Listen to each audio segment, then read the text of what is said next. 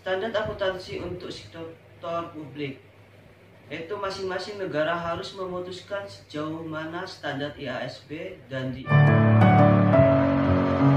Messing with my head again. You had your heart set on me, but these feels they come and go, and they come so easily. Assalamualaikum warahmatullahi wabarakatuh. Di sini kami akan mempresentasikan teori akuntansi bab 3, menerapkan teori akuntansi untuk peraturan akuntansi. Teori-teori regulasi relevan untuk akuntansi dan audit.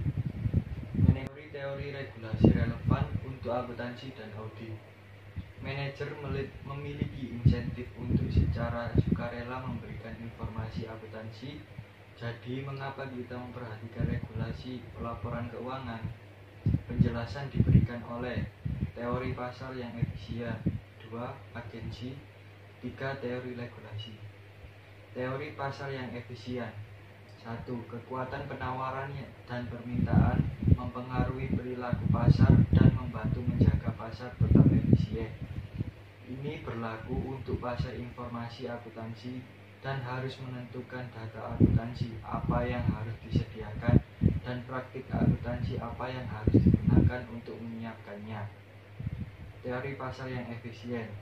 Pasar untuk data akuntansi tidak efisien, masalah pengendara bebas, distorsi pasar, pengguna tidak dapat menyetujui apa yang mereka inginkan, akuntan tidak dapat menyetujui prosedur, perusahaan harus menghasilkan data yang dapat dibandingkan, karena itu pemerintah harus campur tangan.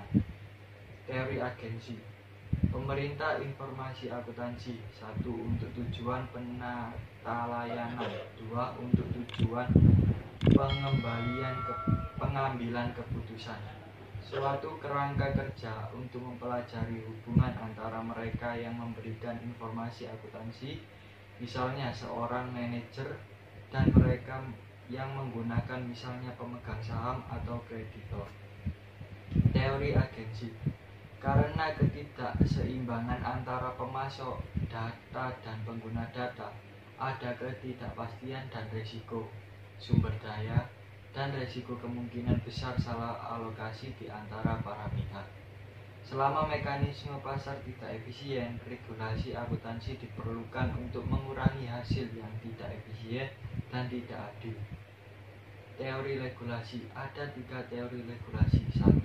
Teori kepentingan umum, 2. Teori penangkapan regulasi, 3. Teori kepentingan pribadi. Teori kepentingan umum. Peraturan pemerintah diperlukan untuk kepentingan umum setiap kali terjadi kegagalan pasar, inefisiensi karena kurangnya persaingan, hambatan untuk masuk, asimetri informasi, produk barang publik. Pemerintah campur tangan untuk mendapatkan suara karena kelompok kepentingan umum menuntut intervensi karena mereka adalah penengah netral. Teori penangkapan regulasi. 1. Kepentingan publik tidak dilindungi karena yang diatur datang untuk mengontrol atau mendominasi regulator. 2. Yang diatur melindungi atau meningkatkan kekayaan mereka. 3.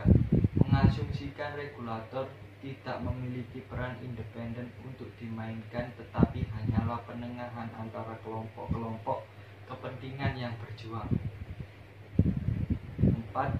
Badan akuntansi profesional atau sektor korporasi berusaha untuk mengontrol pengaturan standar akuntansi.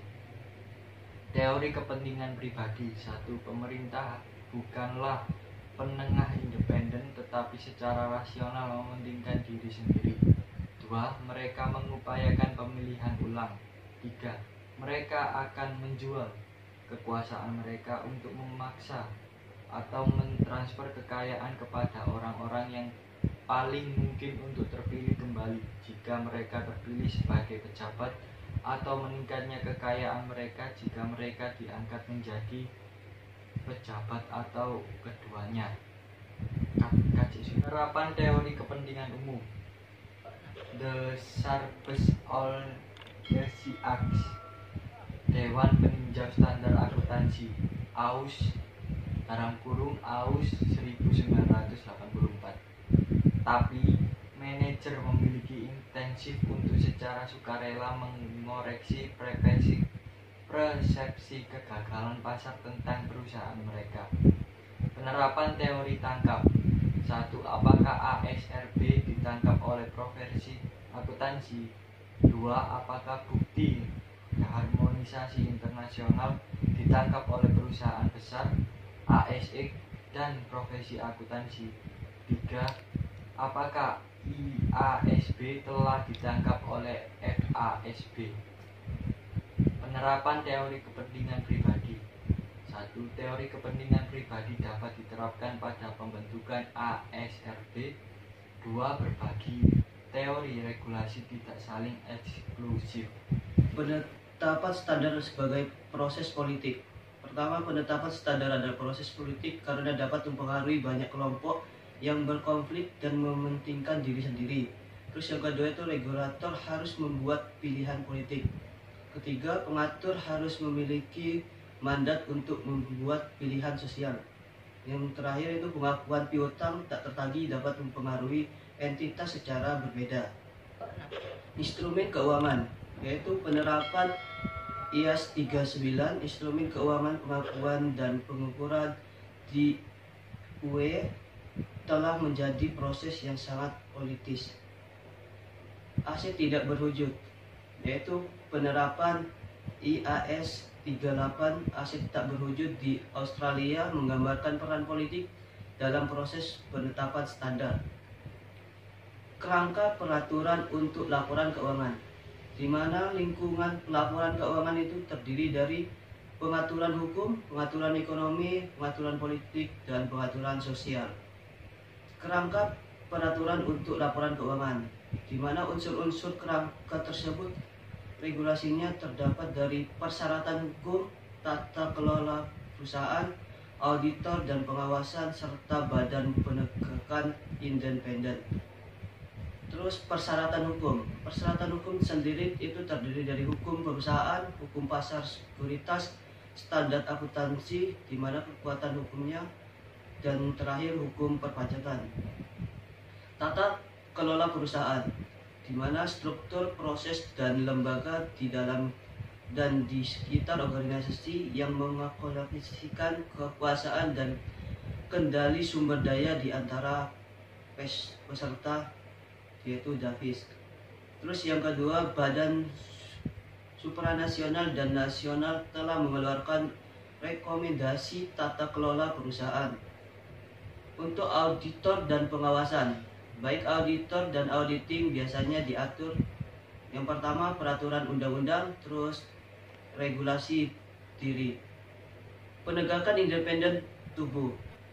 Terdapat cara yang pertama itu badan penegakan independen.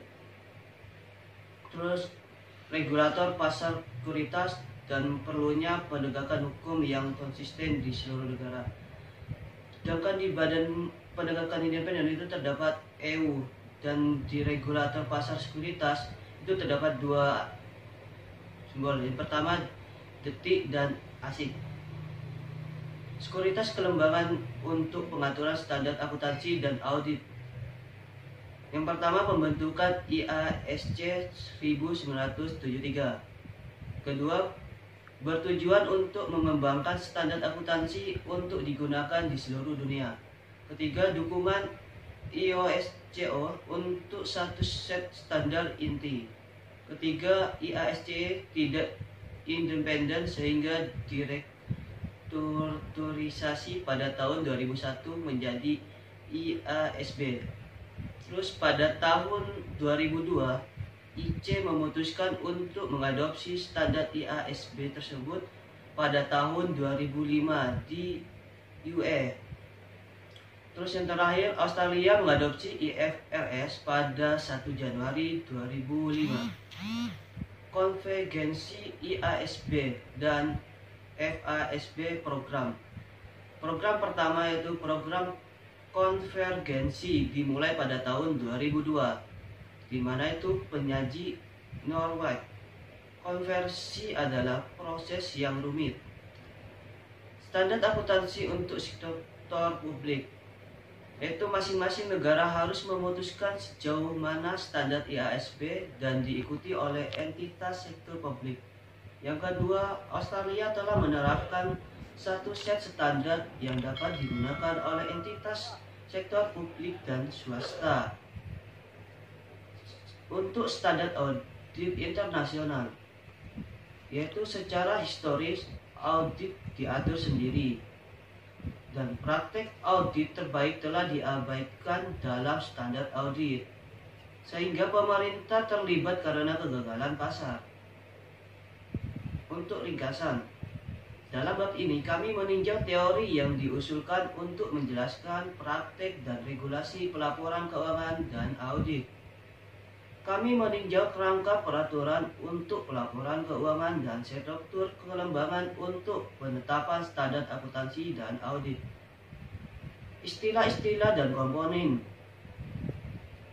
termasuk konsep kunci, pasar yang efisien, terus hubungan agensi, kepentingan umum, tangkapan peraturan, kepentingan pribadi, proses politik, kerangka regulasi, dan standar akuntansi dalam audit.